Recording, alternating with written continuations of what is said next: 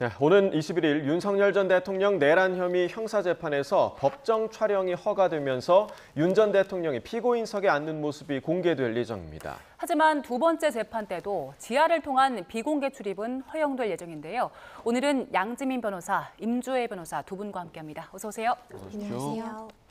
자, 지난 월요일이었죠. 1차 공판 때와는 달리 이제 다음 주 월요일 2차 공판에서는 저희가 헌재에서 봤던 것처럼 윤 전 대통령이 피고인석에 앉은 모습을 볼 수 있게 됐습니다. 그렇습니다. 첫 번째 이제 기일에서는 공판 기일에서는 이러한 촬영이 불허됐습니다. 그러면서도 이 법원에서 밝혔던 것은 언론사 측에서 이제 두 건의 신청이 있었지만 너무 신청이 늦게 이루어졌기 때문에 피고인 측의 의견을 들을 수 없었고 그래서 이제 불허한다라는 그 취지를 좀 밝혔거든요. 그런 취지를 밝혔다는 것 자체가 추후에 또다시 신청이 있다라고 한다면 받아들일 여지를 좀 열어놨던 것이다라는 생각이 들고요. 이번에도 이제 법조 영상 기자단이 전 대통령 사례를 참고해서 허가를 신청했습니다. 그러다 보니까 법원에서는 아무래도 국민의 알 권리 충족의 차원이라든지 그리고 전임 대통령들의 경우에 이런 모습이 공개됐다라는 점 여러 가지들을 종합적으로 고려해 봤을 때 선고기일은 아니어서 생중계되는 건 아니지만 적어도 법조 기자단이 들어가서 촬영이라든지 사진 촬영 아니면 영상 촬영을 통해서 변론의 시작 전까지 그 모습을 담는 것은 적절하다라고 판단을 한 것으로 보이고요. 다만 이 부분에 대해서 윤 전 대통령 측에서는 무죄 추정의 원칙에 위배한다라면서 좀 반대 의사를 밝혔어요. 하지만 그럼에도 불구하고 관련 법률에 따르면 이 법원에서 판단했을 때 공익적인 이익이 인정된다면 충분히 이것을 허가할 수 있거든요. 그렇기 때문에 종국적으로 허가 결정을 일단 한 것으로 보이고 다만 이것은 이제 이번 앞으로 있을 그 기일 한 번에 대한 결정인 것이고 앞으로 매번 공개가 된다라는 것은 아닙니다. 그 이후는 좀 지켜봐야 되는 것이고 사실 지난 재판이 모두 비공개되면서 특혜다란 논란이 있었잖아요. 법원에서 이런 여론도 고려한 겁니까? 여론을 반드시 고려했다 이렇게 보기보다는 종합적인 상황을 살폈다라고 정리할 수 있을 것 같습니다. 사실 이전 전직 대통령들의 사례를 참고하지 않을 수 없는 부분들이 있기 때문에 이명박 전 대통령 때도요. 이 법원에서 본격적인 재판이 시작되기 전 그 모습을 확인할 수가 있었고요. 박근혜 전 대통령 당시에도 이와 같이 촬영이 허가된 측면이 있었습니다. 그렇다면은 법원에 대한 이 법원 내의 안전한 관리 측면이라던가 시민들의 충돌 우려 이런 부분들을 감안하더라도 국민들의 알 권리나 공공의 이익, 촬영을 허가했을 때 얻는 이익이 더 크다는 판단을 법원에서 내렸다고 보여지고 이미 사실 1차 공판 기일에서 당시에도 다시 신청이 있고 충분한 기간을 두고 피고인에게 이 촬영에 대한 의견을 구할 수 있는 기간만 주어진다면 다시 검토해 본다고 밝힌 만큼 이번에는 허가가 이루어졌다 이렇게 평가할 수 있을 것 같습니다. 네, 자 이렇게 윤 전 대통령이 피고인석에 앉은 모습을 이제 국민이 볼 수는 있게 됐지만 반면에 이제 포토라인에 서는 모습은 볼 수 없을 것으로 지금 전망이 되고 있습니다. 그러니까 만약에 이제 법원에서 윤 전 대통령 측이 원하면 지하 주차장을 통한 출입을 허용하겠다. 지금 이렇게 결정을 내렸단 말이죠.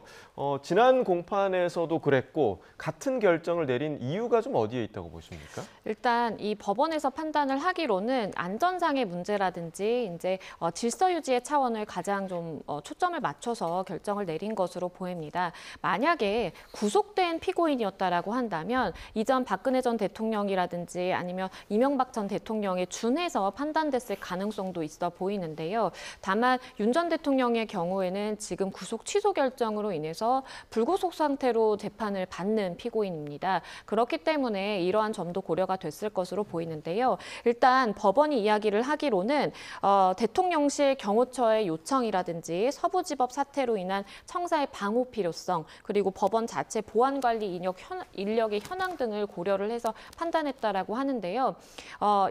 그러니까 방청석에서 이렇게 촬영을 하고 취재를 하는 것은 허가된 인력만 들어와서 이렇게 촬영을 하는 것이기 때문에 이것이 소요 사태로 이어질 가능성은 상대적으로 낮다라고 볼 수가 있겠죠. 다만 이 지상으로 이렇게 오게 되면 물론 법원 청사에 이제 보안 요원들이 배치가 돼서 그런 신분 확인이라든지 절차를 하긴 하겠지만 이게 야외로 노출된 사실 공간이기 때문에 혹시나 주변 인근 이제 건물에서 어떠한 일을 벌인다라든지 이런 것도 아예 배제 배제할 수는 없어요. 그렇기 때문에 안전 차원에서 결정된 것이다라고 보면 되겠습니다. 예, 지난 월요일에 증인으로 참석한 2명의 증인, 조성현 수도방위사령부 제1경비단장 그리고 김영기 1특전대대장 다음 주에도 출석을 하는데 그때는 윤 전 대통령 측의 반대 신문이 이루어지는 거잖아요. 반대 신문은 어떤 식으로 진행됩니까? 그렇습니다. 이제 1차 공판이 있었을 당시에 주신문만 진행이 됐습니다. 그러니까 주신문은 이 두 증인이 검찰 측에서 신청한 증인이기 때문에 먼저 검찰 측에서 관련된 내용들,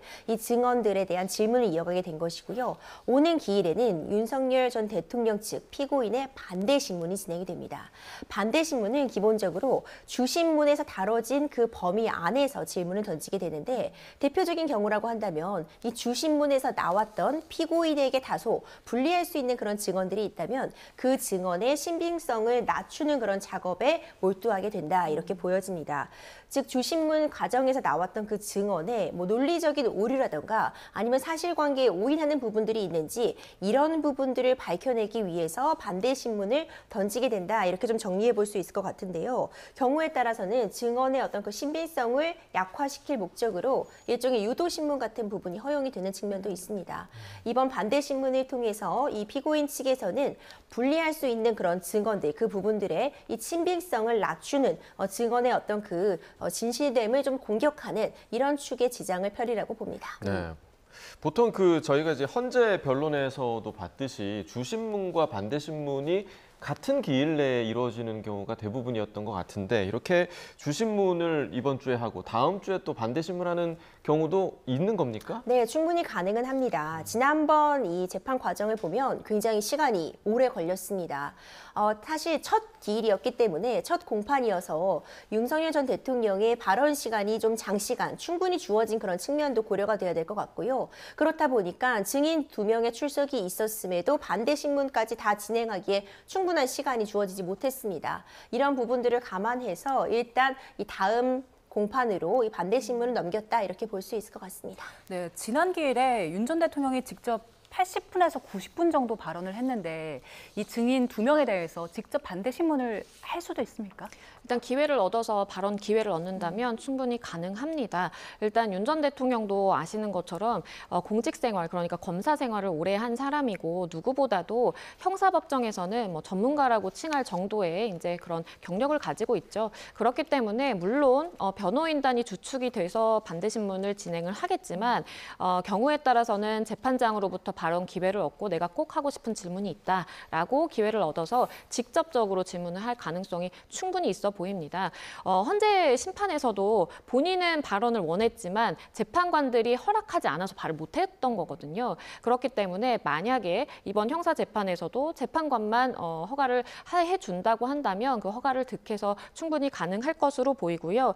일단은 고려될 수 있는 요소는 검찰 측이 신청한 증인도 뭐 38명 정도 더 추가될 가능성이 있기 때문에 재판관 입장에서는 이 증인신문이라든지 그 재판의 주제를 굉장히 좀 신속하게 하고자 할 것이에요. 근데 윤 전 대통령이 지난 기일처럼 그렇게 막 혼자 90분가량 이야기를 하고 이런 기회를 매번 제공을 한다면 이것은 좀 재판의 신속성이라든지 이런 빨리 진행하고자 하는 목적과 맞지 않을 가능성이 있거든요. 그렇기 때문에 그렇게 발언 기회를 뭐 장시간 갖는 것이 아니라면 간헐적으로 허가를 할 수는 있겠지만 다만 재판의 속도를 보면서 그 허가를 해줄 것으로 보입니다. 네, 그 말씀해주신 재판의 속도, 그러니까 신속성을 재판부가 좀 추구할 것으로 좀 예상이 되는 이유가 지금 윤 전 대통령 형사재판 사건 기록이 뭐 10만 쪽에 달한다고 하고요.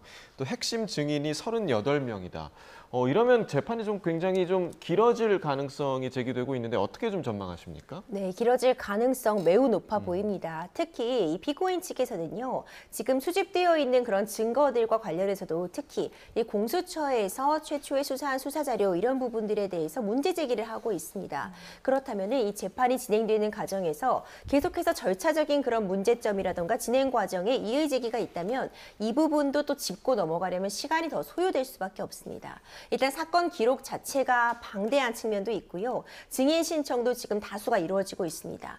신청하는 증인들 모두를 어떤 증언을 할 수 있도록 재판부에서 받아주는 것은 아니라고 하더라도 시일이 다소 소요가 될 수 있는 점은 분명할 것 같고요. 특히 절차적인 부분에 대한 이의 제기가 계속된다면 이 1심에 소요되는 기간만 해도 상당할 수 있다. 이런 부분들이 점쳐지고 있습니다.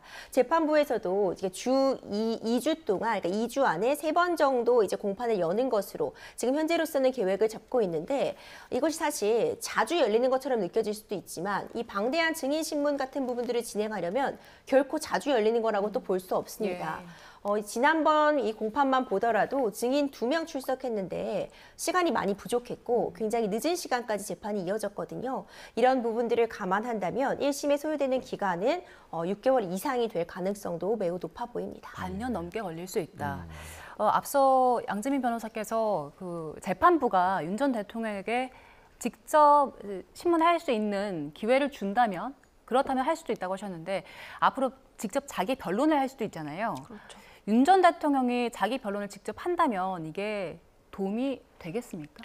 그런데 일반적으로 변호사들의 경우에는 이렇게 당사자가 직접 재판에 너무 이제 개입을 많이 하는 것을 좀 자제시키기는 합니다. 왜냐하면 변호사는 그래도 한 발짝 떨어져 있는 좀 객관적인 입장이고 그렇기 때문에 이게 감정적으로 절대 다루어지지는 않거든요. 근데 당사자 입장이라고 한다면 본인이 정말 이것이 유죄 판단이 받게 된다면 중형 선고가 중형 선고가 가능한 그런 상황인데 본인의 운명이 정말 좌지우지 된다라고 한다면 아무리 뭐 침착한 사람이라고 하더라도 감정이 개입될 수밖에 없는 부분이 있습니다. 그래서 최대한 좀 본인은 배제하는 것이 좀 전략상 좋다라고 많이들 생각을 하고 있는데요. 다만 말씀드린 것처럼 윤 전 대통령은 뭐 전문가라고 칭할 만한 그런 법적 지식을 갖추고 있는 사람이고 많이 이러한 뭐 형사 사건을 다뤄본 경험이 있기 때문에 일부 뭐 조언이라든지 아니면 본인이 개입을 해서 그 당시에 이제 사실관계에 대해서 좀 소명이나 설명을 하고자 하는 그러한 이제 생각을 가질 가능성이 있겠죠. 그리고 변호인단도 만약에 이 부분에 대해서 동의를 하고 그리고 이제 그 재판부 역시도 이 부분에 대해서 발언 기회를 준다고 한다면 충분히 좀 뭐 장시간은 아니겠지만 일부 기회를 얻어서 이야기를 하게 될 것으로 보이고요. 만약에 그런 이야기를 한다면 취재진들이 사실 다 안에 있는 상황이고 취재는 가능한 상황이기 때문에 그러한 발언하는 것을 우리가 영상으로는 볼 수 없겠지만 본인의 입에서 직접 어떤 이야기가 나왔다, 어떤 취지로 이제 전략을 구사하고 있다라는 것은 뭐 그때그때 이렇게 기사를 통해서 접하게 될 것으로 보입니다. 네, 그러니까 형사 재판 과정에서 윤 전 대통령이 얼마나 재판 과정에서 좀 직접적으로 개입을 할지 그리고 이 재판이 얼마나 좀 길어질지 좀 지켜봐야 할 대목인 것 같고요.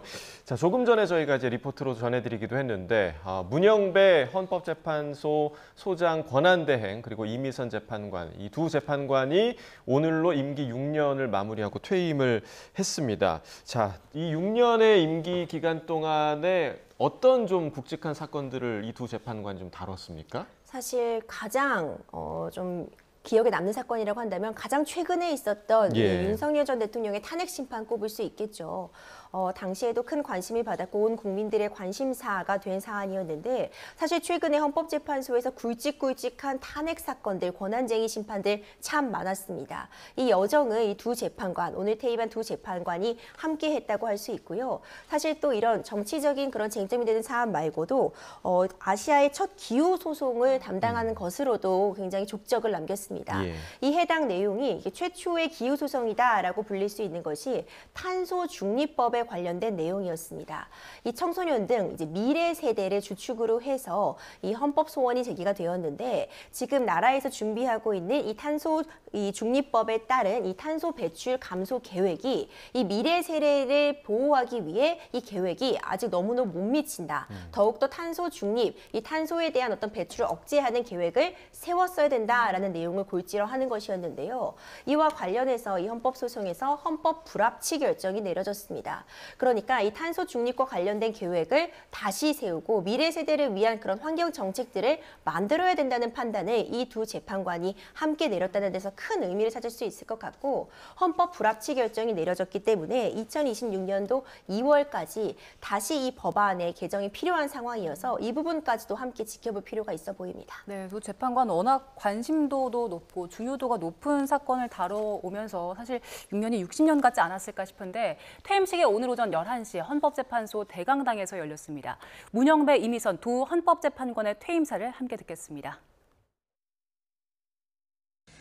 헌법재판소가 헌법이 부여한 사명을 다하기 위해서는 사실성과 타당성을 갖춘 결정을 해야 된다고 생각합니다. 이를 위해서는 다음 세 가지가 보충되어야 된다고 생각합니다. 재판관 구성의 다양화, 더 깊은 대화, 결정에 대한 존중이 이루어진다면 헌법재판소가 사회 통합에 헌법상 책무를 다할 수 있을 것입니다. 국가기관은 헌법을 준수하여야 합니다. 이는 주권자인 국민의 명령이고 자유민주국가가 존립하기 위한 전제입니다. 헌법의 규범력이 훼손되지 않도록 우리 헌법재판소가 그동안 해왔던 것처럼 국민의 기본권 보호와 헌법 질서의 수호 유지에 전력을 다해 주시기를 부탁드립니다. 네, 6년 임기를 끝내는 두 사람의 소회를 함께 듣고 왔는데 두 분 모두 법조인이시잖아요. 그래서 이 퇴임사가 좀 남다르게 들렸을 것 같은데 일단 어떤 부분이 제일 주목됐습니까? 일단은 이게 투영이 되는 것이 사실 두 이제 재판관의 퇴임이지만 윤 전 대통령에 대한 탄핵 심판에서 굉장히 장시간 재판관들이 고심을 해놓고 어려운 정말 선택을 해서 이렇게 선고까지 이르게 됐잖아요. 그러한 좀 과정이 좀 투영이 돼서 좀 많이 느껴졌던 것 같아요. 문영배 권한 대행의 경우에는 재판관 구성의 다양화 그리고 깊은 대화, 결정에 대한 존중이 이루어진다면 헌법재판소가 그 구실을 다할 수 있을 것이다라고 이제 이야기를 했는데요. 이것만 보더라도 이러한 탄핵 심판 선고를 하는 과정에서 어떠한 고심, 그러니까 어떤 부분에 대한 고민이 느껴졌는지가 좀 느껴지는 것 같고요. 당시에 이제 재판관이 그 세 명으로 나눠져서 누가 지명한 것이고 어떤 정치적 성향을 가지고 있고 뭐 이런 것들이 굉장히 많이 분석이 되고 입에 오르내렸는데 그러한 부분에 대해서도 현재 재판관으로서 본인 당사자로서도 이것이 좀 다양화될 필요성이라든지 이런 것들에 대해서 좀 공감을 했구나라는 것이 느껴졌고요. 이미선 재판관의 경우에는 일단은 국가기관은 헌법을 준수해야 된다라는 것부터 이제 강조한 것 자체가 어떠한 윤 전 대통령에 대한 그 파면에 이르는 그 과정에 있어서의 위헌 위법적인 행동을 한 부분에 대해서 뭔가 꼬집는 것 같이 느껴지기도 했던 것 같고요. 일단은 두 재판관들이 마지막으로 내린 그러한 결정 자체가 워낙 전국민적인 관심을 받고 지대한 그런 영향을 미친 결정이기 때문에 두 분도 굉장히 고생하셨을 것 같다는 생각이 들고 그만큼 좀 고민을 많이 해서 퇴임사를 적지 않았을까 싶습니다. 네, 자 좀처럼 볼 수 없었던 그 문영배 재판관의 활짝 웃는 그런 모습도 오늘 퇴임식에서 볼 수가 있었는데 임주혜 변호사는 좀 어떤 점에 주목하면서 들으셨어요? 네, 저도 말씀 주신 것처럼 이 두 재판관의 웃는 모습을 이제 볼 수 있어서 참 좋았다 이런 생각이 들고요. 문영대 이 헌법재판소 권한대행 같은 경우에는 이 전 퇴임사를 암기해서 말씀을 하기도 하셨어요. 예. 이제 이 부분도 좀 주목을 받았는데 그만큼 본인의 생각을 정리해서 말씀하셨다. 결국 이것이 진정한 의중이다. 저는 이렇게 좀 느껴졌거든요. 결국 이 발언의 전체적인 취지를 보자면 헌법재판소도 다양한 재판관들의 의견을 수렴할 수 있는 그런 장이 돼야 된다. 그러려면 결국 어떤 헌법재판소가 내리는 결론에 대해서 학술적인 비판은 당연히 수용하고 학술적인 비판이 자유롭게 이루어져야겠지만 다양한 재판관들의 의견을 존중하는 그런 태도 등도 중요하다. 이렇게 국민들에게 당부의 목소리도 함께 냈다고 보여지거든요. 예. 결국 헌법재판소는 국민을 위한 기관입니다. 그리고 헌법재판소에서 판단의 근거로 삼고 있는 것은 오로지 헌법, 국민의 기본권을 보장하고 국민의 권리가 담겨있는 이 헌법을 기준으로 판단을 하고 있다는 점을 다시 한번 강조한 그런 퇴임사가 아니었나 싶습니다. 네, 그리고 그 퇴임사의 문서 형식을 두고도 관심이 좀 있더라고요. 공문 형태가 아니라 일반 형태로 제시가 됐다. 그래서 이게 평소 소탈함을 좀 드러내는 모습이다라는 평가가 있던데 어떻습니까? 그렇죠. 이 퇴임사의 경우에는 우리도 이렇게 언론에서 다룰 정도로 많은 사람들이 좀 관심을 갖게 되고 그리고 6년간의 임기를 마치면서 마지막으로 남기는 말이기 때문에 그만큼 그 메시지가 갖는 중요성이 있죠. 그래서 일반적으로 우리가 이제 헌재 마크 있잖아요. 헌재 마크가 위에 있고 이렇게 그 공문의 틀 형식에 맞춰서 이렇게 작성을 하는 것이 좀 일반적이기는 한데 그런데 이 재판관들의 경우에는 그런 것 없이 그냥 우리가 일반적으로 사용하는 이 용지에 네. 이렇게 인쇄를 해서 보고 읽거나 이제 남겼다라고 합니다. 이것 자체가 그만큼 우리가 뭐 형식이라든지 어떠한 뭐 틀 이런 것을 너무 집착하기보다는 그냥 평소에 소탈했고 그런 건 형식에 그냥 얽매이지 않는 그러한 좀 성품을 좀 반영한 것 아니냐라는 이야기가 나옵니다. 네. 자, 어제 그 퇴임을 하루 앞두고 문영배 대행이 이제 한 대학 특강에서 특강을 전했는데 그 모두가 궁금했던 부분이었잖아요. 그러니까 탄핵 심판이 도대체 왜 늦어진 거냐. 이 부분에 대해서 또 이야기를 했다고 하더라고요. 그렇습니다. 그러니까 그만큼 고민할 수밖에 없었다. 국민들을 납득하기 위한, 국민들이 납득될 수 있는 판결문을 만들기 위해서 그만큼 시간과 고민이 깊어졌다. 이런 취지의 답변이라고 저는 읽혔습니다. 결국 이 전반적인 이 내용을 보자면은 이 비상기업이라는 것 자체가 어떤 자제와 관용의 그 허용 한계점을 뛰어넘은 그런 조치였으며 결국 통합을 하자, 결국 이렇게 분열되어 있는 사회를 통합하자는 게 이 탄핵 심판의 판결문이었고 이 통합을 위해서는 여러 가지 의견을 모두 종합적으로 듣고 종합적인 판단을 재판관들 내에서도 이루어내야 되기 때문에 이런 고민에 시간이 걸렸다. 이런 취지로 읽혀집니다. 예. 사실 판결문을 보고 나서는 대부분의 사람들이 이렇게까지 오랜 시간이 걸린 이유가 많은 고심이 있었고 재판관들이 충분한 의견 교류를 위해서 이런 시간이 들었겠구나 이렇게 예측이 가능했는데 그 내용과 일맥상통하는 취지의 답변이 아니었을까 싶습니다. 네, 이제 2명의 재판관이 퇴임을 하면서 현재는 7인 체제가 됐고요. 문영배 대행이 퇴임을 했기 때문에 대행 자리가 또 공석입니다. 누가 맡게 됩니까? 김영도 재판관이 그 뒤를 이을 것으로 보입니다. 그러니까 지금 문영배 대행이 이제 대행 역할을 맡았던 이유도 지금 임기가 가장 먼저 시작한 이제 재판관이었기 때문에 본인이 대행직을 수행을 한 것이고 그리고 퇴임을 하게 되면서 그 다음 이제 선임으로 볼 수 있는 김영도 재판관이 대행 자리를 물려받을 것으로 보입니다. 그래서 이 김영도 재판관이 대행 자리를 이어받을 것이라는 것은 이제 많은 사람들이 알고 있기는 했는데 이것과 또 역시 연상되는 이미지가 선고 이후에 윤 전 대통령에 대한 탄핵 심판 선고 이후에 문영배 대행이 김영두 재판관에 이렇게 등을 쓰다듬는 그런 장면이 이제 있었는데 그만큼 좀 뭐 헌재를 좀 맡기고 간다라는 취지 그리고 여러 가지 좀 감정이 뒤섞이지 않았을까라는 생각이 듭니다. 네, 그러니까 헌재가 7인 체제로 운영이 되는 것도 2017년 이후 또 8년 만이라고 하더라고요. 그렇습니다. 이게 그때 당시 2017년 3월에 이 박근혜 전 대통령에 대한 탄핵 이제 선고 그러니까 파면 선고를 하고 사흘 뒤에 이정미 당시 소장 권한 대행이 퇴임을 했습니다. 그러면서 이제 7인 체제가 갖춰졌던 적이 있었는데 8년 만에 다시 이제 7인 체제를 맡게 되는 것이고요. 오늘을 기점으로입니다. 어제까지는 사실 완전체라고 볼 수 있는 9인이었죠. 근데 2명의 재판관이 퇴임을 하게 되면서 앞으로는 7인 체제로서 헌재의 심리라든지 다양한 사건들을 처리하게 될 것으로 보입니다. 예. 사실 이제 2명의 재판관은 차기 대통령이 지목할 가능성이 높아진 상황이잖아요. 취임하고 나서 직후에 후보자를 지명해도 뭐 청문회 같은 절차가 있기 때문에 시간이 좀 걸릴 것 같은데 이 7인 체제는 얼마나 지속이 될까요? 그렇죠. 이제 6월 3일에 치러질 조기 대선 이후에 선출되는 대통령이 새로 이 대통령 몫의 헌법재판관을 지목한다고 해도 이 지명 이후에도 뭐 인사청문 절차라던가 이런 부분들을 고려한다면은 이 7인 체제가 다소 몇 달간은 유지될 가능성도 충분히 있어 보입니다. 사실 이와 관련된 부분은 이미 이 한덕수 권한대행이 지명했던 대통령 몫의 헌법재판관 이 지명에 대해서 가처분 결정에 인용이 있었죠. 이 한덕수 권한대행이 지명한 이 재판관들에 대해서 임명 절차가 지금 이 헌법소원의 본안 판단이 나올 때까지 정지가 되어 있어서 시기적인 부분들을 고려한다면 사실상 새로 선출되는 이 조기 대선을 통해 새로 선출되는 대통령이 다시 임명할 가능성이 지금 높게 좀 점쳐지고 있어서 이런 부분들을 감안하자면은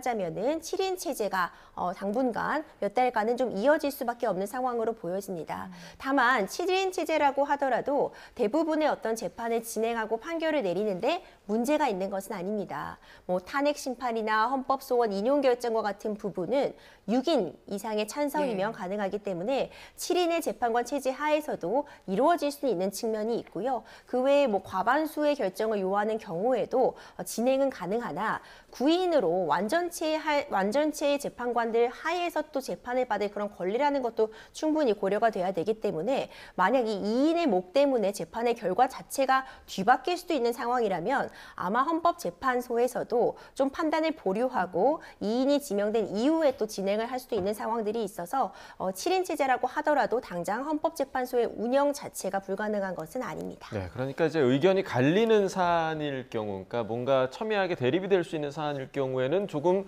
미뤄뒀다가 판단을 할 수 있다는 말씀이시죠? 그렇죠. 앞서 말씀드린 것처럼 뭐 탄핵 심판의 경우라던가 아니면 헌법소원의 인용 결정을 하려면 6인의 찬성이 필요하다고 보여지는데요. 현재 7인 체제 하에서 이제 6인의 찬성이라고 하는 것은 한 명을 제외하고 모든 사람들이 의견이 같았을 때 인정이 되는 상황입니다. 이제 이렇게 만약 이것이 8인이나 9인이 되었을 경우라면은 다른 경우의 수가 나올 수 있는 정도로 지금 표결의 결과가 나온다면은 예. 잠시 판단을 보류하고 이제 9인의 완전체가 된 이후에 또 판단을 내리고자 하도록 좀 재판을 일부 정지 내지는 지연할 수도 있는 상황이거든요. 이런 부분들을 충분히 감안해서 이제 재판 절차 등은 진행될 것이라고 봅니다. 예, 주제를 좀 바꿔보겠습니다. 최상병 소진 사건과 관련해서 항명 또 상관 명예훼손 혐의로 기소된 박정훈 전 대령의 항소심 재판이 오늘 시작됐습니다. 1차 때는 무죄를 선고받았는데 오늘 시작이 됐고 어떤 내용이 나왔습니까? 일단 오늘은 1차 공판 준비 기일입니다. 공판 준비 기일의 경우에는 이제 당사자인 피고인이 출석할 의무는 없지만 오늘도 군복을 입은 채로 이렇게 출석을 했고요. 1심의 경우에는 좀 설명을 드리면 당시에 최상병 이 순직 사건 관련해서 조사 기록을 민간 경찰로 이첩하는 것을 보류하라라는 이 김계환 사령관의 명령을 불복종했는지, 그러니까 항명을 했는지 여부, 그리고 이것을 외부로 알리게 됨으로써 상관에 대한 명예를 훼손했는지 여부, 이것이 이제 1심 재판의 쟁점이었다라고 볼 수가 있겠는데요. 1심의 판단은 이제 무죄였습니다. 네. 말씀해 주신 것처럼 이 이첩 보류 명령이 있었다라고 보기가 어렵고 설사 이첩 보류 명령이 있었다라고 하더라도 이런 잘못된 불법적인 명령에는 따르지 않는 것은 우리는 항명으로 볼 수 없다라는 취지로 이제 무죄 선고가 내려졌던 것이고요. 다만 이 부분에 대해서 군검찰이 항소를 했습니다. 그래서 군검찰 입장에서는 이 사령관의 명령이 있었다라고 볼 수 없더라도 이 장관의 명령이 있었고 이것에 대한 항명은 성립한다라는 취지로 기소 사실을 추가하기도 했고요. 공판 준비 기일이기 때문에 앞으로 재판에 있어서의 쟁점 정리라든지 아니면 증거를 어디까지 우리가 이제 체부 인정할 것인지 이런 것들을 이제 다양하게 논의하는 과정이었는데 이 과정이 1차적으로 있었고 1차에서 다 정점 정리를 못했어요. 그러다 보니까 2차 기일을 지금 추가적으로 잡아놓은 상황입니다. 네, 오늘 그 공판 준비 기일이라서 이제 피고인의 출석 의무가 없었음에도 불구하고 이 박 대령이 출석한 것, 법정에 출석한 건 좀 어떤 의미를 담고 있다고 보세요? 네, 말씀 주신 것처럼 사실 공판 준비 기일은 피고인의 출석 의무가 없습니다. 예. 하지만 출석 의무가 없다고 해도 출석하지 못하는 상황은 아니기 때문에 본인이 직접 출석해서 공판 준비 기일에도 적극적으로 참여하겠다라고 한다면 충분히 출석은 가능합니다. 예. 이 박정훈 전 수사단장 측에서는요, 이제 군복을 입고 직접 출석하는 그런 모습을 보였는데 일단 1심에서 무죄를 받았습니다. 항명이라던가 상관에 대한 명예훼손 부분에 대해서 무죄를 선고받은 만큼 항소심도 좀 자신 있게 대응을 하겠다 이런 취지가 좀 담겨졌다고 보고요. 또 추가적으로 이제 항소심에서 다뤄지는 그런 사안들, 어떤 이 장관에 대해서 국방부 장관에 대한 그러면 그 명령은 항명, 그러니까 불복한 부분이 있는지 이런 부분들이 공소 사실에 추가가 되게 되면서 다시 다퉈볼 측면이 있고 증거에 대한 신청이나 이런 부분도 새로 진행된 측면이 있기 때문에 공판 준비 기일부터 적극적으로 참여하겠다라는 의지가 담겨 있는 표현이 아닌가 싶습니다. 예, 말씀 주신 것처럼 박정훈 대령이 윤석열 전 대통령을 증인으로 신청했거든요. 관련된 목소리가 있는데 듣고 오겠습니다. 박정훈 대령의 변호인단은 항소심에서 외압의 근원지인 윤석열을 증인으로 신청하여 한 사람의 경로로 모두가 범죄자가 된 이 사건의 실체를 밝힐 예정이며 군 검찰의 공소권 남용에 대해서도 여러 방법을 통하여 밝혀나갈 예정입니다. 네. 오늘 재판 출석하기 전 모습인데 박정훈 대령 측에서 윤석열 전 대통령을 증인으로 신청한 이유가 뭡니까? 일단은 지금 박 전 대령 입장에서는 다투고 있는 것이 윤 전 대통령으로부터 명령이 하달돼서 이종석 국방부 당시 장관 그리고 그 이후에 이제 김기현 사령관 그 이후에 박정훈 대령으로 이렇게 쭉 내려왔는데 이러한 항명 그러니까 명령에 불복종했다라는 것으로 지금 기소가 된 상황인데 그러면 명령을 내린 사람이 누구일까를 쭉 거슬러 올라가 보면 결국에는 윤 전 대통령이라는 것입니다. 그렇기 때문에 1심에서도 현직 대통령이지만 이 부분을 감안을 해서 이 사실조회로 이제 신청을 했다라고 해요. 근데 현직 대통령 신분이고 이런 부분에 대해서 사실 뭐 시간을 많이 할애하기는 좀 어렵겠죠. 그러다 보니까 답변이 불성실했다라고 이제 박 전 대령 측에서는 이야기를 하고 있는 상황이고요. 그러다 보니까 이 해당 쟁점에 대해서 이러한 사실조회라든지 서면에 통한 이러한 확인을 듣는 것이 아니라 법정으로 불러서 사실 증인신문을 신청해야 될 필요성이 있다라고 계속해서 피력을 하고 있는 상황이고요. 일단 이 부분에 대해서 법원이 받아들일지는 좀 미지수입니다. 네. 물론 뭐 자연인 신분으로 지금 되돌아온 상황이고 하지만 본인의 형사재판에 이제 2주에 3번 정도 받아야 되는 그러한 상황을 고려했을 때 좀 시기적으로 이 재판이 진연될 수 있는 가능성이 있거든요. 그렇다면 증인 신청을 받아둘지는 이제 미지수고 받아들인다라고 하더라도 과연 출석을 할지 이 부분도 좀 지켜봐야 됩니다. 네, 자, 군 검찰 측에서는 이제 1심 판결에 불복하면서 항소를 했고, 자, 이종섭 전 국방부 장관에 대한 항명 혐의까지 추가했습니다. 이건 어떤 배경이 좀 있습니까? 그렇습니다. 1심에서 무죄가 나왔습니다. 예. 어떤 항명 혐의도 인정이 되지 않을 뿐만 아니라 그 명령, 그러니까 이것을 민간 경찰에게 이 최상병 순직 사건과 관련된 기록들을 넘기는 것을 보류하라는 이 명령 자체가 명확하게 인정이 되지 않는다. 내지는 인정이 된다 하더라도 이것은 정당한 명령이 아니기 때문에 따르지 않아도 항명이 아니다. 이런 두 취지에 대한 판단이 있었는데 이 전반적인 사실관계나 이제 진술들을 보자면 적어도 국방부 장관이 이런 서류의 이첩을 보류하라는 그런 지시를 한 부분은 군 검찰에 따르면 1심에서도 인정이 되었다. 이런 부분을 강조하고 있습니다. 예. 그렇기 때문에 이 항명 혐의에 이제 추가를 해서 국방부 장관에 대한 그 명령을 불복종한 부분, 이 부분을 추가해서 범죄 혐의점을 입증하기 위한 그런 시도를 하고 있다고 보이고요. 이와 관련해서도 그래서 관련된 사람들의 또 증인 신청도 줄을 잇고 있습니다. 예. 이런 증인 신청 과정을 보더라도 구체적으로 지금 주장하고 있는 바처럼 윤석열 전 대통령이 흔히 얘기하는 그 경로, 어떤 경로가 있었고 그 이후에 장관이나 사령관들이 이 이첩을 보류하는 지시를 했는지 이 연관관계를 확인하기 위해서 어떤 증인 신청 등이 이루어지고 있다 보여지고 이제 앞으로 진행될 이 2심 항소심 재판 과정에서도 어떤 이런 경로가 있었는지 여부, 이 경로 때문에 사령관이나 국방부 장관 등에게 구체적으로 어떤 지시가 하부 상관들에게 하달이 되었는지 여부 이런 부분들이 쟁점이 될 것이라고 봅니다. 네, 오늘 공판 준비기일 내용을 쭉 들어보니까 2심 항소심에서는 좀 더 다양한 이야기들이 오갈 것 같아요. 항소심 쟁점은 뭐가 될까요? 그러니까 일단 군 법원이 이 무죄 판단을 내린 것은 이러한 명령이 있었다라고 하더라도 그런 잘못된 명령에 불복종하는 것은 죄가 되지 않는다. 그리고 또한 이 해병대 사령관 그러니까 김기현 사령관에게 명령을 할 수 있는 권한이 없기 때문에 명령이 없다라고 본 측면도 있거든요. 그렇기 때문에 이러한 쟁점들이 결국에는 다 항소심으로 올라와서 다투게 될 것으로 보입니다. 그러니까 만약에 김기환 사령관에게 이러한 명령을 할 수 있는 권한이 없다고 한다면 장관은 있지 않겠느냐. 그러면 장관으로부터 그러한 이첩 보류에 대한 명령은 있었다라고 본다면 장관에 대한 항명죄는 충분히 성립할 수 있다라는 것이 아마 군 검찰에서 보고 있는 논리로 보이고요. 다만 이 부분에 대해서 박 대령 측에서는 명령의 주체라든지 동기에 대해서 동일성이 성립하지 않기 때문에 그냥 이 사령관에 대한 항명과 장관에 대한 항명을 이렇게 다 쭉 나열식으로 해서 다툴 수는 없다라고 지금 이야기를 하고 있는 상황이거든요. 그래서 이러한 부분에 대해서 명령을 있었다라고 볼지 그리고 있다고 하더라도 장관에 대한 명령과 사령관에 대한 이 명령의 하달 자체를 동일선상에 놓고 재판부가 판단할지도 하나의 쟁점이 될 수 있겠고요.